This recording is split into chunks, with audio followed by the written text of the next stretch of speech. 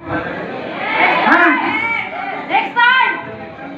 Kasi ganun din kami dati, sinunulan lang namin sa pag-upo, sa pakikinig, nangarap, Executive double diamond. pinatrabaho, at ito na po kami ngayon.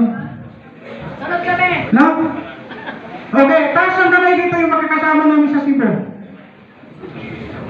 Sa Cebu, taas, malapit na, next month.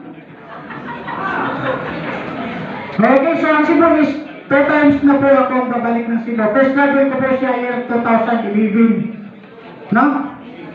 Isang taon akong nag-diamond, after 1 year, nakasama ako sa Cebu at sa Kabul. Okay, so taas ang kamay dito yung mga first timer. First time pa lang makapunta ng ating head office. At first time akong namit sa personal. Yan. Okay, sino naman dito yung taga-subaybay sa mga